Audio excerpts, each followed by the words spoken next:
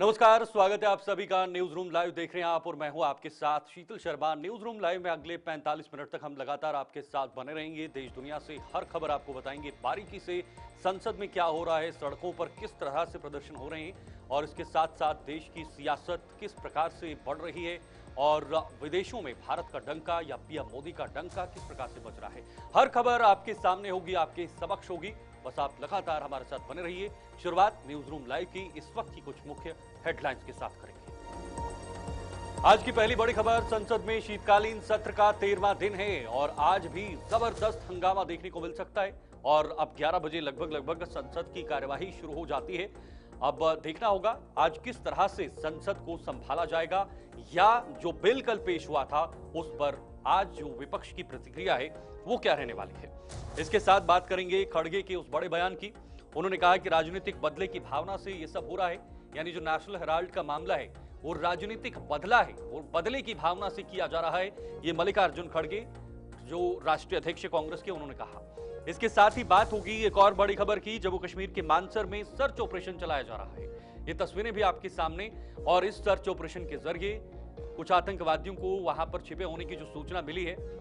हाल ही के दिनों में आपने देखा उधमपुर के मजालता में भी एनकाउंटर हुआ, लेकिन अब मानसर के इलाके में भी ये सर्च ऑपरेशन किया जा रहा है। साथ ही साथ बात करेंगे गोवा पुलिस ने लूथरा ब्रदर्स को हिरासत में लिया है और ये वही लूथरा ब्रदर्स हैं जो गोवा में अग्निकांड के मुख्य आरोपी के तौर पर चिन्हित किए गए हैं। इनको आइडेंटिफाई किया गया है क्योंकि ये वहां के ऑनर हैं, मालिक हैं और इन्हीं की वहां पर जो लापरवाहियां रही हैं उसी वजह से ये बड़ा हादसा हुआ है। साथ ही साथ बात होगी उत्तर प्रदेश की भी। कप सिर्फ तस्करी सिंडिकेट में छापेमारी की गई है और ये छापेमारी कप सिर्फ के मामले में, इस छापेमारी में अभी तक क्या कुछ पाया गया, क्या मिला, क्या नहीं मिला, वो हर चीज आपको बताने की कोशिश करेंगे। लेकिन शुरुआत आज की पहली अहम खबर से करेंगे। अहम इसलिए क्योंकि संसद में शीतकालीन सत्र शुरू चल रहा है और 13वां दिन आज से शुरू हो चुका है। अभी थोड़ी देर पहले से शुरू हो चुका है। संसद में आज भी हंगामे के आसार है, वो इसलिए क्योंकि कल सरकार की तरफ से एक बिल पेश किया गया और इस बिल का विरोध कांग्रेस या पूरा विपक्ष जो है वो जमकर कर रहा है। वीबी जी राम जी बिल पर हंगामा हो सकता है क्योंकि सत्र की कार्रवाई शुरू हो चुकी है। कांग्रेस ने सांसदों को व्हिप जारी किया है, यानी सभी कांग्रेस के कार्य जो वहां पर सांसद हैं उनको वहां पर रहने के निर्देश दिए। व्हिप जारी करना मतलब वहां पर रहना। संसद के शीतकालीन सत्र का ये 13वां दिन आज और सरकार का फोकस है दोनों सदनों में लंबित विधेयकों पर चर्चा हो और पारित करने की प्रक्रिया तेज करने पर रहेगा। लेकिन विपक्ष जो है इन बिलों का विरोध कर रहा है। दरअसल एमजी नरेगा जो नाम आपने सुना होगा और बहुत कॉमन नेम, हर गांव में एमजी नरेगा का जो प्रभाव है वो देखने को मिलता है। उसके जरिए 100 दिन का कानूनी गारंटी, रोजगार की गारंटी कानून उन्हें देता है और 100 दिन के अंदर जितनी भी हाजिरी, जितनी भी डिमांड्स होती हैं उसके आधार पर काम होता है और उसके बाद वो पैसा या वो तमाम चीजें, वो तमाम प्रक्रियाएं इसके अंतर्गत होती हैं। लेकिन अब सरकार ने इसे वीबी जी राम जी के नाम से किया गया है। विकसित भारत जी राम जी के नाम से इस बिल को अब जाना जाएगा। अगर ये बिल पास होता है, दोनों सदनों से राष्ट्रपति की मोहर लगती है। इसी को लेकर कांग्रेस ने फिलहाल आज व्हिप जारी किया है ताकि इस बिल पर चर्चा हो, सभी सांसद, सभी सदस्य वहां पर मौजूद रहें और वहां पर इस बिल का विरोध करें, ये कांग्रेस कह रहा है। इतना ही नहीं, न सिर्फ बिल के अंदर क्या चीजें हैं उसको लेकर विरोध हो रहा है, बल्कि बिल के नाम पर भी जबरदस्त विरोध हो रहा है। सीधे लोकसभा लिए चलते हैं जहां पर इस वक्त केंद्रीय मंत्री अश्विनी वैष्णव संबोधन कर रहे हैं। सुनिए। जैसे ही काम आगे बढ़ता जाता है वैसे मैं मान्यवर सांसद महोदय को भी जानकारी देता रहूंगा। माननीय सदस्य, आपके माध्यम से रेल मंत्री से जानना चाहता हूं, क्या रायरंगपुर और बारिपदा उड़ीसा से नई दिल्ली के बीच सीधी रेल सेवा प्रारंभ करने के संबंध में कोई प्रस्ताव सरकार के विचाराधीन है? यदि हां, तो उसकी वर्तमान स्थिति क्या है? एक तो ये अच्छी बात है माननीय अध्यक्ष जी की सांसद जी ने बहुत ही स्पेसिफिक और टू द पॉइंट क्वेश्चन पूछा है। जैसा आप हमेशा हम सबको मार्गदर्शन देते हैं माननीय अध्यक्ष जी। बहुत मार्गदर्शन देता हूं, मानते कहां हो आप?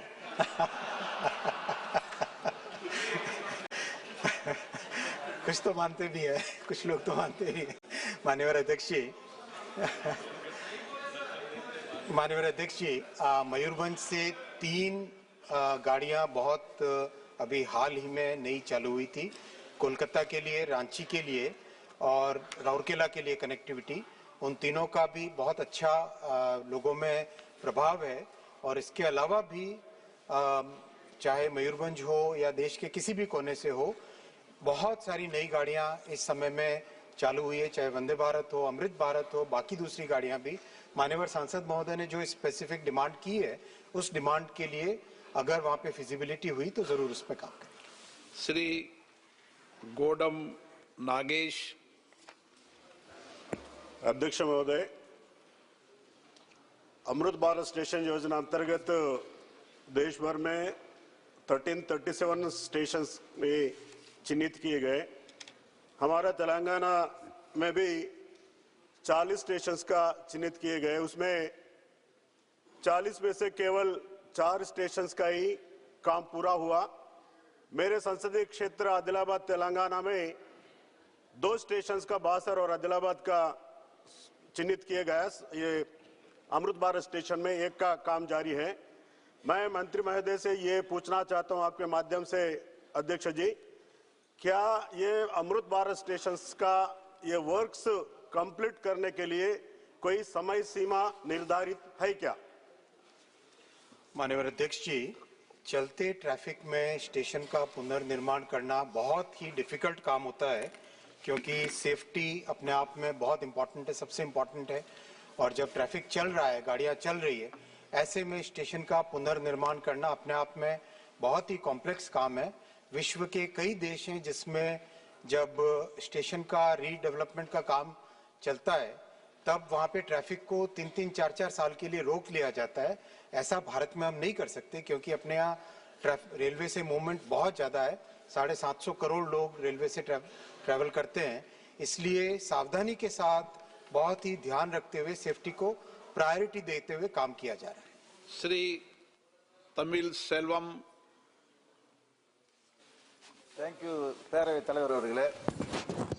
இது 18வது லோக்சபா நடக்குது. 1வது லோக்சபா आगे बढ़ेंगे, जहां पर नेशनल हेराल्ड केस में कांग्रेस अध्यक्ष का एक बड़ा बयान सामने आया है और इस बयान को लेकर लगातार सियासत अब गरमा रही है। क्या है वो बड़ा बयान, वो जरा आपको थोड़ा सा समझाना चाहेंगे। जहां पर गांधी परिवार को सताने के लिए ये पूरा मामला है, ये मल्लिकार्जुन खड़गे की तरफ से कहा गया है। जहां पर कांग्रेस के राष्ट्रीय अध्यक्ष मल्लिकार्जुन खड़गे का बड़ा बयान जो है वो यहाँ पर सामने आया है। आपको बता दें कि यहाँ पर वो राजनीतिक बदले की भावना से ये तमाम चीजें कर रहे हैं। ये खड़गे की तरफ से कहा गया, जहाँ पर हमारा नारा है सत्यमेव जयते, ये भी मल्लिकार्जुन खड़गे की तरफ से कहा गया। बिल्कुल, देखिए, कल नेशनल हेराल्ड मामले में जब कोर्ट ने संज्ञान लेने से मना किया, ईडी की जो चार्जशीट थी, जो आरोप पत्र था, उसको संज्ञान लेने से कोर्ट ने जो है वो सीधे सीधे मना कर दिया। कहा कि हम इस पर संज्ञान नहीं ले सकते, राउज एवेन्यू कोर्ट की तरफ से।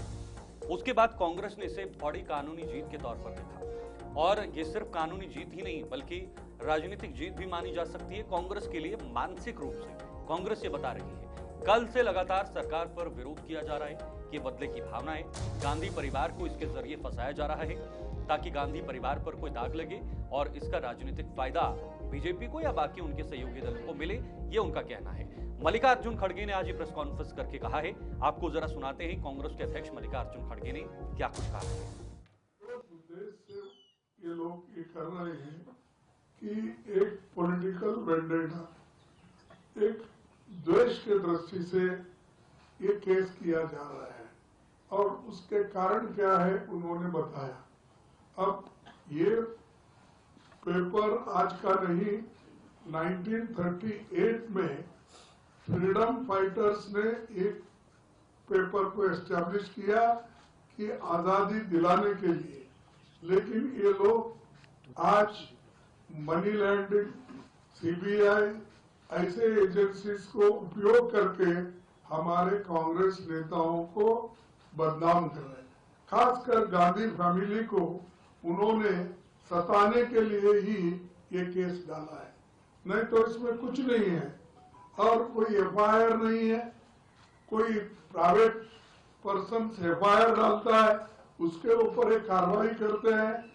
और आज इस दृष्टि से कहा जाएगा कि जो चीज में कोई दम नहीं है उसमें दम भरने की कोशिश करके हर एक को हरासमेंट कर रहे हैं। हमारे बहुत से कांग्रेस पार्टी के नेता और सभी बड़े बड़े लोग जो आज उनके सिंपथाइजर नहीं है, ऐसे 50 लोगों। अभिष कमाल हमारे संवाददाता इस पर फिलहाल जानकारी के लिए जुड़े हुए हैं, क्योंकि संसद की कार्यवाही भी शुरू हो चुकी है, वहां पर भी चर्चा हो रही है, लेकिन साथ साथ नेशनल हेराल्ड मामले में जो पूरा प्रकरण कल से सामने आया है, इस पर मल्लिकार्जुन खड़गे ने अपना बयान भी दिया और कहा कि ये बदले की भावना है, राजनीतिक बदला लिया जा रहा है। ताबिश, दो अलग अलग मामले, एक मामला जो कल से चर्चाओं में है, एमजी नरेगा का नाम बदलकर जी राम जी यानी विकसित भारत जी राम जी करना, और इस बिल का विरोध विपक्ष काफी ज्यादा कर रहा है। बिल के बाहर क्या है, बिल के अंदर क्या है, यानी किताब का कवर, किताब के अंदर पन्ने, दोनों का विरोध हो रहा है। और दूसरी तरफ मल्लिकार्जुन खड़गे ने नेशनल हेराल्ड मामले में सीधे कह दिया है कि भाई ये तो सीधे सीधे बदले की भावना है। शीतल, देखिए, कुछ देर पहले मल्लिकार्जुन खड़गे ने अपना जो सरकारी आवास है 10 राजाजी मार्ग, वहां पर प्रेस कॉन्फ्रेंस की। हम मौजूद थे प्रेस कॉन्फ्रेंस में। हमने सुना कि किस तरह से मल्लिकार्जुन खड़गे, अभिषेक मनु सिंघवी, केसी वेणुगोपाल सहित पार्टी के तमाम वरिष्ठ नेता वहां पर मौजूद थे और खुलकर के आरोप लगाया है कि जिस केस में अभी तक एफआईआर ही दर्ज नहीं हुई, उस पूरे मामले पर किस तरह से 80 घंटे तक कांग्रेस के वरिष्ठ नेताओं को परेशान किया गया। सोनिया गांधी, राहुल गांधी, खुद मल्लिकार्जुन खड़गे ने कहा कि खुद मुझे भी वहां पर बुलाया गया, और जिस मामले में अभी तक कोई केस ही दर्ज नहीं हुआ है, कोर्ट ने ये बता दिया है कि जबरदस्ती अगर किसी को आप परेशान करना चाहते हैं पॉलिटिकल वेंडेटा के तहत, यानी कांग्रेस का आरोप यह है कि पॉलिटिकल द्वेष यानी राजनीतिक द्वेष के चलते ये सारा काम किया गया है। किसी प्राइवेट एक कंप्लेंट पर सरकारी एजेंसियां एकदम मुस्तैद हो जाती हैं और एकदम से कार्रवाई शुरू कर देती हैं, जबकि कोर्ट का मानना यह है कि जब तक आप इस मामले में अपनी तरफ से एफआईआर दर्ज नहीं कर सकते हैं, तब तक आप इस मामले को नहीं उठा सकते हैं। अब कांग्रेस बहुत खुलकर इस मामले पर उतर आई है और कांग्रेस ने आज देश भर के अंदर प्रोटेस्ट कॉल किए, यानी देश भर के अंदर आज कांग्रेस पर प्रदर्शन करने वाली है। दिल्ली में 1 बजे कांग्रेस पार्टी आज प्रदर्शन करने वाली है और इस पूरे मामले पर कांग्रेस पार्टी बहुत खुलकर बीजेपी और सरकार पर निशाना साध रही है।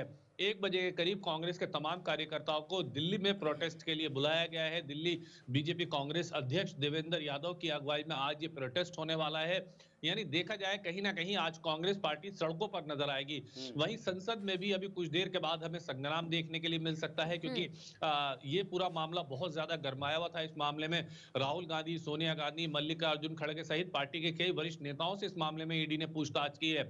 जबकि अब आरोप यह है कि जिस मामले में पूछताछ की गई उसमें तो एफआईआर दर्ज ही नहीं हुई, तो आखिर कैसे इस मामले में पूछताछ की गई है। तो ये पूरा मामला बहुत ज्यादा गरमा चुका है। कांग्रेस की राज्यसभा सांसद जेबी मैथिर अभी हमारे साथ थी, जब मैंने उनसे बातचीत की तो उन्होंने कहा कि देखिए, इस पूरे मामले पर कांग्रेस पार्टी का स्टैंड पूरी तरह से क्लियर है। हम शुरुआत से कह रहे थे कि जो एजेंसियां हैं उनका दुरुपयोग किया जा रहा है, एजेंसियों का गलत तरीके से इस्तेमाल किया जा रहा है। कांग्रेस अब बहुत खुल करके बीजेपी और सरकार को घेर रही है। कांग्रेस ये कह रही है कि सिर्फ और सिर्फ पॉलिटिकल वेंडेटा के तहत एजेंसियों का गलत इस्तेमाल किया गया और इसीलिए एजेंसियों के गलत इस्तेमाल की वजह से ही इस तरह से पार्टी के तमाम वरिष्ठ नेताओं को परेशान किया गया। अब कांग्रेस आज इस पूरे मामले में देश भर के अंदर प्रदर्शन करेगी और प्रदर्शन में कहीं ना कहीं देश की जनता। सकते हैं कि अब नेशनल हेराल्ड केस का ये जो पूरा मामला है ये थोड़ा सा वीक हुआ है टेक्निकली, या फिर अभी और इसमें चीजें आनी बाकी हैं और भी आगे ये बढ़ सकता है मामला? देखिए, नेशनल हेराल्ड ये पूरा जो मामला है, चूंकि ये इस वक्त बहुत ज्यादा गरमाया हुआ है और पहले से हमने देखा था कि इस पूरे मामले में बहुत खुल करके राहुल गांधी, सोनिया गांधी और जो पार्टी के वरिष्ठ नेता थे वो बार बार इस बात को कह रहे थे। देखिए, कल प्रियंका गांधी ने भी ये बात कही कि सत्य की जीत हो, और कल से कांग्रेस पार्टी के अगर सोशल मीडिया अकाउंट्स को आप देखते हैं, उनके जो सोशल मीडिया पेजेस हैं, अगर आप उनको देखते हैं तो आपको दिखाई देता है कि किस पार्टी से सत्य की जीत बता रही है। कांग्रेस साफ कह रही है कि सत्य की जीत है और ये जो एक राजनीतिक द्वेष के चलते उनको फंसाने का काम किया गया था, उनको परेशान करने का काम किया गया था, वो कहीं ना कहीं पूरी तरह से कोर्ट ने साफ कर दिया है। आज कांग्रेस के तमाम नेता एक के बाद एक बयान दे रहे हैं। हाँ। चाहे वो मामला ईडी का हो, चाहे सीबीआई या एजेंसियों का हो, इस मामले पर अगर आप देखें तो कांग्रेस बहुत मुखर कर अब बीजेपी को घेरती हुई नजर आ रही है। हालांकि अभी फिलहाल अगर देखा जाए तो बीजेपी की तरफ से औपचारिक रूप से कोई इस पर ज्यादा बयान आए नहीं है, क्योंकि बीजेपी का कहना है कि यह मामला पार्टी का हमारा ताबिश, है ही नहीं, ये राजनीतिक मामला तो परिदृष्टिकोण से क्या ये दोनों मामले कांग्रेस की तरफ जाते हुए नजर आ रहे हैं, यानी सरकार पर भारी पड़ रहे हैं? चाहे फिर योजना का नाम जिसमें महात्मा गांधी का नाम आता है, एक पुरानी योजना है, और दूसरी तरफ नेशनल हेराल्ड केस पर सुनवाई या संज्ञान न लेना कोर्ट की तरफ से, तो क्या ये यहाँ पर एक तरफा जा रहा है विपक्ष की तरफ? शीतल, देखिए, ये दोनों मामलों को अगर आप देखते हैं, चाहे मनरेगा का मामला हो या ये ईडी का मामला हो, इन दोनों मामलों में कहीं ना कहीं कांग्रेस पार्टी पूरी तरह से इस वक्त हावी नजर आ रही है, क्योंकि महात्मा गांधी का जो मामला है, महात्मा गांधी से जुड़ा मामला है, इस मामले पर कहीं ना कहीं कांग्रेस पार्टी देश की जनता को ये बताने का काम कर रही है कि महात्मा गांधी का जो अस्तित्व है, महात्मा गांधी का जो विचार है, उसको मिटाने का काम किया जा रहा है। कल प्रियंका गांधी ने कहा कि किस तरह से महात्मा गांधी के नाम से चल रही योजनाओं को खत्म किया जा रहा है, उनको बंद करने का काम किया जा रहा है। खास तौर से पूरे कांग्रेस की अगर आप बात करें तो कांग्रेस पार्टी इस पूरे मामले पर नाथूराम गोडसे को जोड़ करके कहीं ना कहीं इस पूरे मामले का पॉलिटिकल फायदा लेने का काम कर रही है। वहीं बीजेपी का तर्क यह है, कल केंद्रीय कृषि मंत्री शिवराज सिंह चौहान जब इस मामले पर पार्लियामेंट में बोल रहे थे तो उन्होंने तर्क दिया कि यह भगवान राम मामला है, भगवान राम के नाम को कांग्रेस पसंद नहीं करती है, राम का हमेशा विरोध करती रही है। आपने सुना होगा कि शिवराज सिंह चौहान ने कहा था कि जब था महात्मा गांधी का अंतिम, तो उस वक्त भी ठीक है ताबिश कहा था जी। तो कहीं ना कहीं यहाँ पर जो विवाद है वो महात्मा गांधी वर्सेस राम विवाद कहीं ना कहीं चल पड़ा है। हाँ, नाम का विवाद ये नजर आ रहा है। हाँ, बिल के नाम पर सियासत जो है वो काम पर हो रही है। बहुत बहुत शुक्रिया ताबिश हमारे से जुड़ने के लिए और ये तमाम जानकारी साझा करने के लिए। ताबिश हमारे साथ बने हुए थे। लेकिन अब उस खबर की बात करेंगे जो संवेदनशील है, इसलिए क्योंकि एक बार फिर से जम्मू कश्मीर के सांबा जिले में सर्च ऑपरेशन शुरू किया गया है। कल उधमपुर के मजालता में एक हमारा जवान भी शहीद हुआ था। मानसर क्षेत्र में संदिग्ध हलचल देखी गई है, उसी के चलते ये ऑपरेशन शुरू किया गया है। संदिग्ध देखे जाने के बाद सुरक्षा बल अलर्ट मोड पर है। क्षेत्र में संदिग्धों की तलाशी जारी है और ये जम्मू कश्मीर के सांबा जिले में मानसर सरूर के बीच चनेड़ इलाके में आतंकियों की संदिग्ध हलचल की सूचना सामने आई है।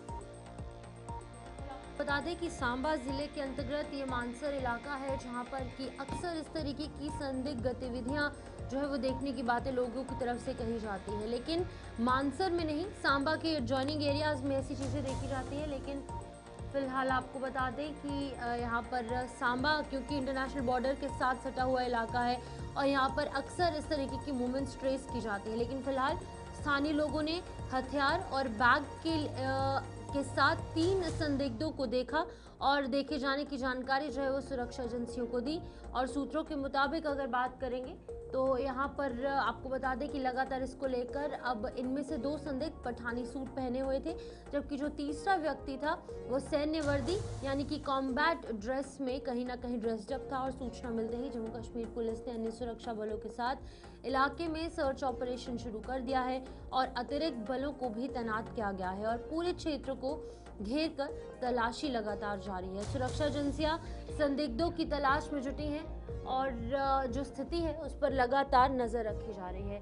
ऋषि खजूरिया हमारे साथ ज्वाइन कर चुके इस हवाले से और अपडेट करने के लिए सांबा से। ऋषि, आपसे जानना चाहेंगे, जिस तरीके से कल देर रात को ये सूचना सामने आई, मानसर के एक इलाके के अंदर 3 स्ट्रेंजर्स को देखा गया, कुछ सस्पिशियस मूवमेंट ट्रेस की गई, क्या पुष्टि हुई है इस चीज़ की कि बिल्कुल वहाँ पर 3 लोग थे और इस अटायर में थे, इस ड्रेस में थे, या फिर अभी सिर्फ कुछ इनपुट्स ही प्राप्त हुए हैं? देखिए शिपन, आपको बता दें कि मैं इस समय मानसर सरूर रोड पर मौजूद हूं और ये क्यूनिया इलाका है। यहाँ पर कल जो है वो 3 संदिग्धों को देखा गया। एक यहीं का व्यक्ति स्थानीय जो यहीं के रहने वाला है, उसने 3 व्यक्तियों को देखा जंगल के इलाके में, क्योंकि ये पहाड़ी बेल्ट है तो यहाँ पर जो है वो जब ऐसे कुछ संदिग्ध दिख जाते हैं तो ऑब्वियस सी बात है कि लोगों के जहन में ये चीजें आ जाती हैं कि ये यहाँ का व्यक्ति नहीं, कोई बाहर का व्यक्ति है। जिसके बाद उस व्यक्ति ने देखा कि 3 लोग थे, जिसमें बताया जा रहा है कि एक जो वो आर्मी की ड्रेस में था और एक ने दो ने ब्लैक कलर की ड्रेस पहनी थी। बैग भी उनके पास थे। इसी के साथ उनके पास बताया जा रहा है कि स्टिक भी थी। लेकिन जितना वो देख पाया व्यक्ति, उसने वो देखकर जो वो फौरन इत्तला जो वो गांव में दी। गांव के लोगों ने उसके बाद फौरन पुलिस को इन्फॉर्म किया, जो कि मानसर पुलिस पोस्ट है यहाँ पर। तो पुलिस को जब बताया, उसके बाद अधिकारी भी देर शाम को यहाँ पर पहुंचे और इस व्यक्ति से जो है वो कुछ डिटेल जो वो लेने की कोशिश भी हुई, और जो उस व्यक्ति ने देखा था वो सारा उन्होंने जो है वो पुलिस के आगे वो सारी अपनी बात रखी। और आज लगातार जो सुबह से सर्च ऑपरेशन चलाया जा रहा है। मैं जिस पर्टिकुलर जगह पर मौजूद हूँ, यहाँ से लगभग 1.5 किलोमीटर आगे जो है फोर्सेस का एक बड़ा जवाबड़ा जो है वो देखा जा सकता है। फोर्स वहां पर आगे लगातार कॉर्डर एंड सर्च ऑपरेशन चला रही है, लेकिन अभी तक पुष्टि यानी कंफर्मेशन एज सच नहीं हुई है कि ये आतंकी हैं या कोई और है। ये तमाम चीजें लगातार जो जिसमें हम ये देखें कि जो हमारी एजेंसियां वो लगातार कार्य कर रही हैं। आर्मी के साथ साथ एसओजी की टीमें यहाँ पर लगातार तैनात हैं और पूरे इलाके जो वो चप्पे चप्पे पर खंगाले जा रहे हैं। हमने उस व्यक्ति से बात भी की है, वो अपडेट भी आपके तक कुछ देर में पहुंचाने की हम कोशिश करेंगे। और व्यक्ति ने तमाम चीजें जो वो हमारे साथ साझा की हैं कि क्या हुआ था, क्या उसने देखा, जिसके बाद पुलिस और एसओजी की टीम जो वो लगातार यहाँ पर ऑन ग्राउंड है, आर्मी भी यहाँ पर मौजूद है और पूरा इलाका जो वो घेर कर यहाँ पर सर्च किया जा रहा है। ड्रोन की मदद भी ली जा रही है। तो अब उस इलाके तक हम पहुंचने की कोशिश करेंगे कुछ ही देर में, क्योंकि कुछ वहां पर पर्टिकुलर रिस्ट्रिक्शंस भी हैं, हमें आगे जाने की इजाजत नहीं है, लेकिन जाने की हम कोशिश जरूर करेंगे। पूरी अपडेट वहां से लोगों से भी जानने की कोशिश हाल ही करेंगे। के दिनों में लेकिन कहीं ना एक कहीं आंकड़ा जो सामने आया उधमपुर के था, मजालता में हाल ही के दिनों में एक आंकड़ा सामने आया था और उसमें कहा गया था कि कई अभी आतंकवादी जम्मू कश्मीर के इन इलाकों में छिपे हो सकते हैं। करीब करीब 120 के आसपास का आंकड़ा था, जिसमें 90% जो आतंकवादी थे वो पाकिस्तान समर्थित बताए गए हैं या पाकिस्तान के रहने वाले बताए गए हैं। तो क्या हम मान सकते हैं कि ये गतिविधियां अभी भी उन ऊंचे इलाकों पर या उन पारंपरिक रास्तों पर जारी हैं जो 1990 से चले आ रहा है? देखिए, बिल्कुल बड़ा अहम सवाल आपने पूछा है। मैं आपको बता दूं कि यहाँ जिस मैं जगह पर मौजूद हूँ, आपको याद होगा कि कुछ वर्ष पहले यहाँ पर पहले भी एक ऐसा ही मामला आया था। यहाँ पर आतंकियों को मार गिराया था और कहीं ना कहीं जो पुराने इन्फिल्ट्रेशन रूट्स है, हो सकता है कि उन्हें एक्टिवेट करने की कोशिश वो कर रहे होंगे, लेकिन कहीं ना कहीं हमारी फोर्सेज जिस तरह से लगातार तैनात हैं, पूरे इलाके चप्पे चप्पे पर खंगाले जा रहे हैं। तो अब देखना यह कि क्या कुछ इसमें चीजें हमें आने वाले वक्त में देखने को मिलती हैं। लेकिन सर्दियां जिस तरह से दस्तक दे रही हैं, दस्तक दे चुकी हैं, आने वाले दिनों में धुंध कोहरा जब काफी ज्यादा होगा तो यहाँ आतंकी घुसपैठ के जो चांसेस है वो बढ़ने के प्रयास बढ़ सकते हैं, जिसमें पहले ही हमारी फोर्सेस ने जो वो मोर्चा संभाल लिया है और फोर्सेस लगातार जो वो पैनी नजर दुश्मन की हर गतिविधि के ऊपर रख रही हैं। और दुश्मन अगर कोई भी ऐसी नापाक हरकत करने की कोशिश करेगा तो दुश्मन को मुंह तोड़ जवाब दिया जाएगा।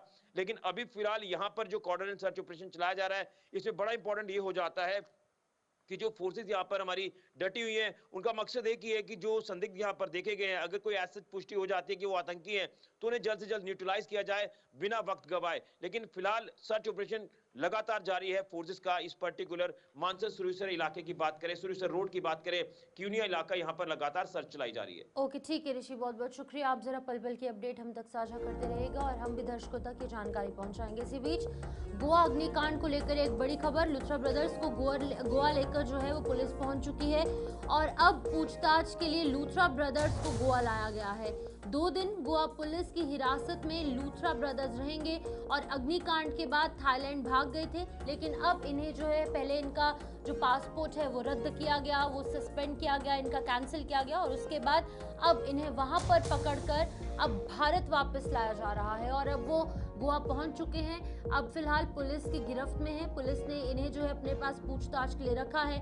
गोवा अग्निकांड जिसके अंदर की 25 निर्दोष लोगों ने अपनी जान गंवाई थी और इसके बाद ह्यूमैनिटेरियन बेसिस पर, जैसे कि कोई भी किसी भी रेस्टोरेंट का, कैफे का मालिक लोगों की मदद करता, लेकिन ये दोनों भाई थाईलैंड भाग गए और उसके बाद अब इन्हें डिटेन कर लिया गया और इनसे पूछताछ की जा रही है। बिल्कुल, देखिए ये बहुत ज़रूरी भी है गोवा के नज़रिए से, क्योंकि गोवा एक ऐसा डेस्टिनेशन है जहाँ पर देश दुनिया से लोग पहुँचते हैं और एक शांतिप्रिय, एक शांतिपूर्ण जगह मानी जाती है, जहाँ पर जितना ज़्यादा हल्ला या इस तरह की चीज़ें नहीं है। बीचेस के लिए जाना जाता है, लोग उसी वजह से गोवा का रुख करते हैं और वहाँ पर इस तरह का हादसा होना ये एक बहुत नकारात्मक का प्रभाव पूरे गोवा के लिए या पूरे देश के लिए, पूरे विदेश के लिए जाता है, क्योंकि ज़्यादातर उसमें कुछ लोग टूरिस्ट भी थे और ऐसे में अब गोवा सरकार को ये चाहिए कि इसमें पूरी छानबीन करे। अगर वहाँ पर हादसा हुआ तो ये भागे क्यों, क्या इनकी मंशा थी? और ये भी कहा जा रहा है कि ये जो वहाँ पर नाइट क्लब था, इसमें सेफ्टी मेजर्स का इस्तेमाल नहीं किया गया था, उस दायरे में नहीं थे। सुरक्षा के जो मानक होते हैं, जो पैमाने होते हैं, उस पर काम नहीं किया गया। कोई भी वहाँ पर उपकरण नहीं थे, जिस वजह से हादसा हुआ तो उसको कंट्रोल नहीं कर पाए और उसके बाद वहाँ से भाग गए। भागने के बाद थाईलैंड में उन्हें पकड़ा गया, कल दिल्ली लाया गया, आज दिल्ली से उन्हें गोवा पहुंचा दिया है और गोवा में उनसे अब पूछताछ होगी। पूछताछ के बाद हो सकता है कुछ दिनों के लिए हिरासत में लिया जाएगा या रिमांड के लिए भेजा जाएगा। एक पूरी जो न्यायिक प्रक्रिया है वो भी चलने वाली है। एक और बड़ी खबर है, प्रदूषण को लेकर दिल्ली सरकार का बड़ा फैसला। प्रदूषण पर बड़ा फैसला लिया है। रजिस्टर्ड मजदूरों को 10,000 रुपए का मुआवजा दिया जाएगा। ये बड़ी अपडेट है। इस वक्त दिल्ली सरकार ने मुआवजे का ऐलान कर दिया है, क्योंकि कई ऐसे मजदूर हैं जो काम नहीं कर पा रहे हैं। दफ्तरों में 50% वर्क फ्रॉम होम होगा, ये भी एक बड़ा फैसला लिया गया है। प्रदूषण को लेकर दिल्ली सरकार का एक और बड़ा फैसला, जहां पर जो भी रजिस्टर्ड मजदूर होंगे उनको 10,000 रुपए मुआवजा दिया जाएगा। और क्योंकि ये तमाम मजदूर जो है अभी फिलहाल काम नहीं कर पा रहे हैं, लेकिन रोजी रोटी का सवाल है, इन लोगों को भी अपना पेट पालना है, जिसकी वजह से अब प्रशासन सरकार जो है वो इनकी मदद के लिए आगे आई है और इनको जो है 10-10 हज़ार रुपए का मुआवजा दिया जाएगा। लेकिन ये वही मजदूर होंगे जो सरकार के साथ रजिस्टर्ड होंगे और इन रजिस्टर्ड मजदूरों को जो है अब आर्थिक लाभ जो है, आर्थिक सहायता भारतीय जनता पार्टी की सरकार की तरफ से दिया जाएगा। और दिल्ली सरकार ने जहां पर एक तरफ ग्रैप 1, 2, 3, 4 पॉलिसीज लागू की और कई ऐसी पॉलिसीज लागू की और उसके बाद कई ऐसे नियम निकाले, कंस्ट्रक्शन साइट्स को बंद करवाया गया, बाहरी वाहन जो बाहरी राज्य के वाहन है उनकी एंट्री दिल्ली में बंद करवाई गई और अन्य बड़े फैसले लिए गए। लेकिन अब जो लोग घर पर बैठे हैं उन लोगों के लिए भी कुछ बड़ा फैसला लेना था, उनको आर्थिक सहायता पहुंचाना बहुत ज़्यादा ज़रूरी थी, जिसके चलते कि अब भारतीय जनता पार्टी की दिल्ली राजधानी की सरकार ने बड़ा फैसला लिया है। जो भी रजिस्टर्ड मजदूर होंगे उन्हें आर्थिक मदद सरकार की तरफ से 10-10 हज़ार रुपए की दी जाएगी। बिल्कुल बड़ा कदम है। प्रदूषण का ये दूसरा पहलू है और उन लोगों को मदद मिलेगी जो फिलहाल अभी कामकाज के चलते दूर हैं। लेकिन पहला पहलू ये है कि प्रदूषण को रोकने के लिए क्या पर्याप्त कदम उठाए जा रहे हैं, और अगर उठाए जा रहे हैं तो उसका निर्णायक जो आउटकम है वो क्यों नहीं आ रहा, उसका नतीजा क्यों नहीं आ रहा, ये बड़ा सवाल फिलहाल विपक्ष भी लगातार सरकार को घेर रहा है।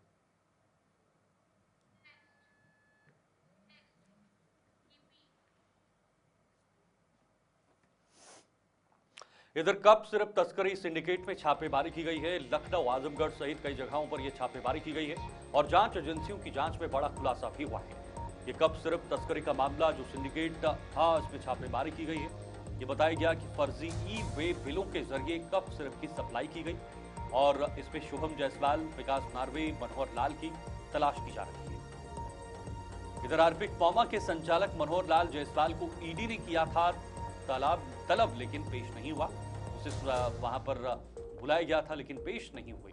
अब एसटीएफ ने मुख्य आरोपी मास्टरमाइंड शुभम जायसवाल और विकास सिंह नार्वे की गिरफ्तारी को लेकर दबिश दी है। दोनों की गिरफ्तारी के लिए एसटीएफ की अलग अलग टीमों ने लखनऊ, आजमगढ़ सहित कई जगहों पर छापेमारी की गई है ताकि ये दोनों लोग मिल जाएं और जो पूरा सिंडिकेट है या जहां से ये कंट्रोल हो रहा है उस सिंडिकेट को खत्म किया जाए। उसको लेकर जो मुख्य आरोपी होते हैं या जो सबसे टॉप पर होते हैं, टॉप लीडर होते हैं, उनको पकड़ना जरूरी है। इसी के चलते आज की ये दबिश जो है वो जगह जगह पर दी गई है। फर्जी ई-वे बिलों के जरिए कप सिरप की सप्लाई हो रही थी।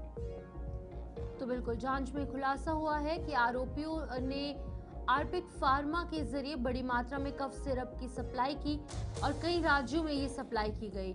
विकास सिंह नार्विन की 27 फर्जी फार्मा के जरिए जो है यहाँ पर सिरप की सप्लाई की गई थी और इसके चलते कि अब यहाँ पर ईडी की तरफ से छापेमार कार्रवाई की गई है और अब इन कुछ लोगों को जो है वो पकड़ने की कोशिश भी की जा रही है। फिलहाल ये फरार चल रहे हैं लेकिन इन्हें बहुत जल्द पकड़े जाने की उम्मीद है। रजावास, इसी पर जानकारी के लिए हमारे संवाददाता जुड़े हुए हैं। रजा, इस प्रकरण से जुड़ी पूरी जानकारी बताइए। आज दबिश दी जा रही है, छापेमारियां अलग अलग जगहों पर की जा रही हैं, जरा पूरा मामला समझाइए दर्शकों को।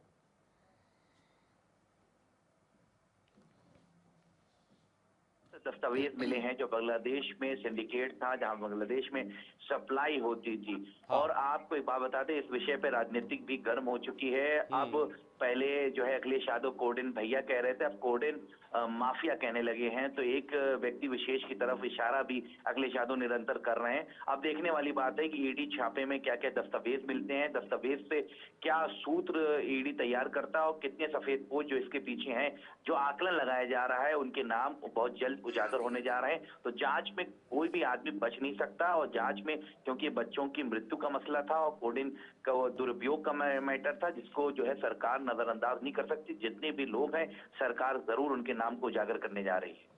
अब जो लोग गिरफ्त से बाहर हैं उनको पकड़ने का क्या तरीका अपनाया जा रहा है और जल्द से जल्द ताकि इस पूरे सिंडिकेट को खत्म किया जाए, जो भी लोग इसमें मुख्य आरोपी हैं उनको कम से कम पकड़ा जाए, उनको गिरफ्तार किया जाए या पूछताछ हो? देखिए, जितने भी आरोपी हैं वो हाई कोर्ट का रुख कर रहे हैं, उनके वकील सुप्रीम कोर्ट जा रहे हैं, मगर कोई राहत नहीं मिल रही है। और खासतौर पे दुबई में जो एक आरोपी वहां पे पनाह लिए हुए है, उसके लिए प्रत्यारोपण जो है वो बात हो रही है फॉरेन मिनिस्ट्री से, तो कहीं ना कहीं शोकास नोटिस करके उसको भी सरकार लाने का पूरा प्रयास करेगी, ताकि क्योंकि वो मेन आरोपी है और वो जब आ जाएगा तो उससे बहुत से ज्यादा खुलासे हो जाएंगे। एक कई हजार करोड़ का सिंडिकेट है, कई हजार करोड़ इससे आमदनी होती थी। इस सिंडिकेट को तोड़ना ईडी के लिए चैलेंज भी है, और ईडी दस्तावेज और तमाम इंटेलिजेंस जांच एजेंसियां लगी हैं, तो कोई भी बच नहीं पाएगा। और सरकार भी बहुत सख्त है, एफएसडीए की टीम लगी हुई है, ईडी की टीम लगी हुई है और इंटेलिजेंस भी लगे हुए हैं, चाहे नेशनल हो चाहे स्टेट हो, सारे लोग मिल के काम कर रहे हैं। तो जितना भी है वो सिंडिकेट या फॉरेन से स्टेट लेवल, नेशनल या प्रदेश लेवल, सब सिंडिकेट को तोड़ दिया जाएगा और सरकार सख्त सख्त कदम उठाएगी। और इतनी तगड़ी चार्जशीट योगी आदित्यनाथ मुख्यमंत्री ने कहा, इतनी तगड़ी चार्जशीट लगेगी कि इनको कई साल तक जमानतें नहीं मिल पाएंगी। बिल्कुल, लेकिन ऐसे सिंडिकेट दोबारा पैदा ना हो, क्योंकि जीरो टॉलरेंस की एक नीति सरकार चला रही है कि कहीं भी किसी भी प्रकार की कोई दिक्कत ना हो, ऐसे दोबारा ना हो, इस पर क्या काम किया जा रहा है? शीतल, एक बात बता दें, कोई भी क्राइम के लिए कोई पहले से प्रिडिक्शन नहीं कर सकता। जब क्राइम होता है तभी जांच होती है। जो क्रिमिनल नेटवर्क्स होते हैं वो अपने काम करते रहते हैं, मगर सरकार की प्राथमिकता है कि इस तरह से ऐसे क्राइम नेटवर्क, ऐसे सिंडिकेट को तोड़ दे, ताकि ऐसी कमर तोड़ दी जाए कि कोई दूसरा इस तरह के काम को अंजाम देने से परहेज करे। यही एक मैसेज होता है सरकार का, सख्त सख्त कार्रवाई। शीतल, आपके सवाल का जवाब इसी में है। मगर कोई भी किसी तरह के क्राइम को प्राथमिकता एतबार से कैसे तोड़ सकता है जब तक वो उजागर ना हो। उजागर हुआ, सरकार ने सख्त कदम लिया, और सरकार इस तरह के सिंडिकेट पे इतना नकेल कस देगी कि कोई दूसरा चेहरा स्थापित नहीं हो पाएगा इस तरह के कार्य करने के लिए।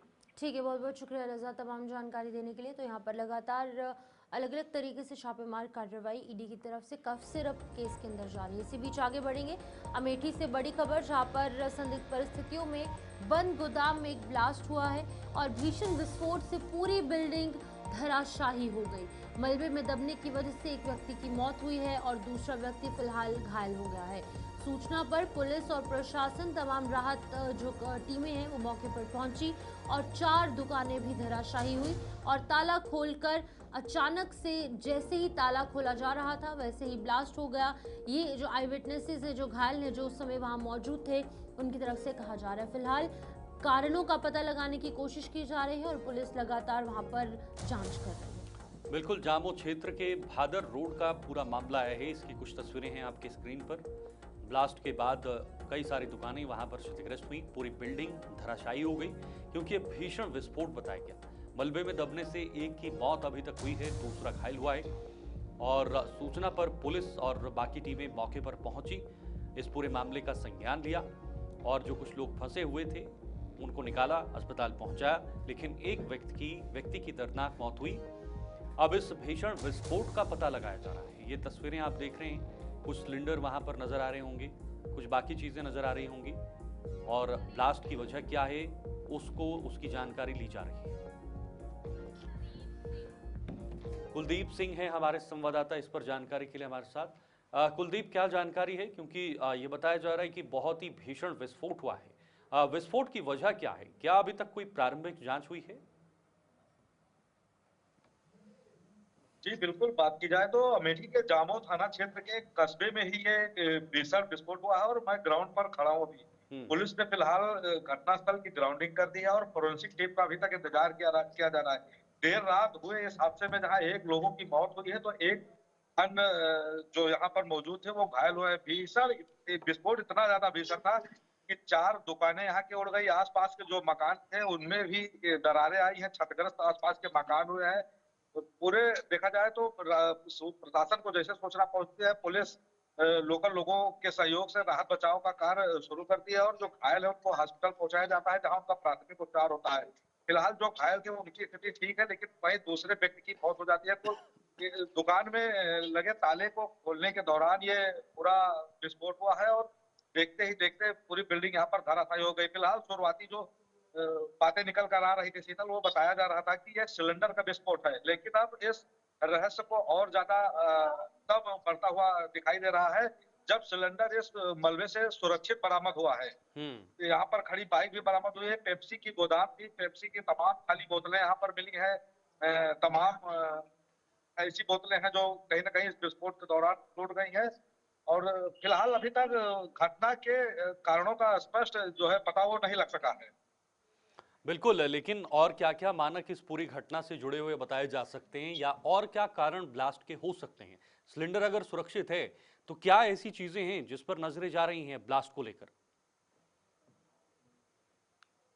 जी बिल्कुल बताएं तो शीतल, कारण अभी तक स्पष्ट नहीं हो चुकी। अभी तक यहाँ पर सिलेंडर विस्फोट से आशंका जताई जा रही थी, लेकिन मलबे से जब मलबे को हटाने का काम प्रशासन के द्वारा किया गया तो यहाँ पर सिलेंडर सुरक्षित है, सिलेंडर से कोई विस्फोट नहीं हुआ है। ऐसा सिलेंडर का सुरक्षित मिलने के बाद अब लोग कयास लगा रहे हैं। फिलहाल घटना किन कारणों से हुई है, इसके पीछे और क्या क्या एंगल होते हैं, ये अब जांच के बाद ही पता चलेगा, जिसको लेकर पुलिस टीम यहाँ पर मौजूद है और अन्य जिम्मेदार अधिकारियों और अन्य टीमों का कुछ इंतजार किया जा रहा है यहाँ पर। उनके आने के बाद ही ठीक है कुलदीप, पता चलेगा। ओके, बहुत बहुत शुक्रिया ये तमाम अपडेट साझा करने के लिए। कुलदीप हमारे साथ जुड़े हुए थे। लेकिन ब्लास्ट के पीछे की पूरी कहानी जांची जा रही है कि सिलेंडर ब्लास्ट है या कुछ और ब्लास्ट है, क्योंकि ब्लास्ट कई तरह के होते हैं और फिर वो जांच के दायरे में आ जाते हैं। आगे बढ़ते हैं, बात पंजाब की करेंगे और पंजाब में मतगणना को लेकर बात होगी। जिला परिषद के 18 और ब्लॉक समिति की 267 सीटों पर आप आगे, कांग्रेस, बीजेपी और अकाली दल पिछड़े। आपको बताना चाहेंगे ये पंजाब में जो मतगणना हो रही है जिला परिषद की 18 और ब्लॉक समिति की 267 सीटों पर आम आदमी पार्टी बढ़त बनाए हुए कांग्रेस, बीजेपी और अकाली दल पिछड़े हैं। पंजाब में आज ब्लॉक समिति और जिला परिषद के लिए वोटिंग की काउंटिंग हो रही है। जिला परिषद की 347 सीटों में से 18 पर आप आगे और ब्लॉक समिति की कुल 2838 सीटों में से 263 पर आप आगे। 9 सीटों पर कांग्रेस और 4 पर अकाली दल, 1 पर बीजेपी, 2 पर अन्य आगे चल रहे हैं। बिल्कुल, इसी बीच में काउंटिंग शुरू होते ही लुधियाना के मलनापुर दाखा के GTV कॉलेज में जो यहाँ पर काउंटिंग सेंटर बनाया गया है, वहाँ पर हंगामा मच गया और शिरोमणि अकाली दल और कांग्रेस के नेताओं ने यहाँ पर आरोप लगाए हैं कि उन्हें जो है यहाँ पर आरोप जो है उनकी तरफ से लगाए गए कि उन्हें अंदर जाने नहीं दिया जा रहा है। फिलहाल पटियाला के नाभा रोड पर भी यही आलम दिखा है, जहाँ पर पुलिस मौके पर पहुंची और हालात को काबू करने की कोशिश की गई। देखिए यहाँ पर मतगणना हो रही है, लेकिन इस मतगणना के दौरान भी किस तरीके से हंगामे की तस्वीरें वहां से सामने आती नजर आई। अब यहाँ पर आपको बता दें कि जिस तरीके से हम देख रहे हैं पंजाब के अंदर काउंटिंग जारी है, लेकिन इसी बीच में आम आदमी पार्टी कहीं ना कहीं अभी फिलहाल बढ़त बनाती नजर आ रही है।